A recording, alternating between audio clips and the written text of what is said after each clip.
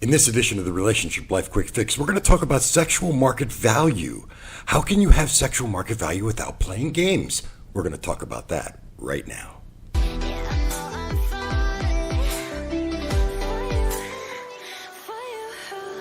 Quick Fix.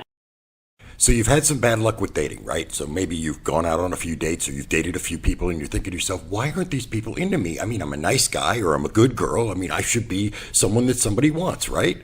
You would think it's just that easy, but it's not. It comes down to sexual market value. Well, what is sexual market value? Well, it's exactly what it sounds like. It's your value in the dating world on the sexual market. It doesn't necessarily have to be about sex. When I say sexual market value, I'm referring to your value to another person of the opposite sex. Now, your first thought would be, well, that comes down to looks, right? I mean, I'm not attractive enough, or I'm not pretty enough, or I'm not handsome enough. It has nothing to do with looks. It has to do with one thing and one thing only. How many options do you have in the dating world? Now, what are options? Options are how many people want you. Okay, if you're sitting by your phone answering every text, answering every call, obviously you have nothing better to do than talk to that particular person, and that person's going to see you as needy. The whole idea is you don't want to appear needy. Well, who are the people that are not needy? The people that are not needy are the people that have options. Whether you're a 10 or a 2, if other people want to talk to you, if you are busy at any given time talking to other potential partners and you don't have time necessarily to spend 24/7 talking to a person that you happen to like or have a crush on, then you have sexual market value.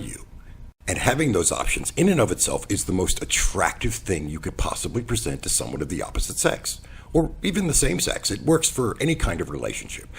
Now you're thinking to yourself, this is game, right? I mean, you're gonna pretend to have options and that person's gonna see right through it, or you're gaming somebody to get in a relationship. Well, you're not really gaming. You should have options. You should be talking to other people. You should have other friends and associates and people that you talk to on a regular basis that make you busy enough to where you're not up someone's ass 24/7.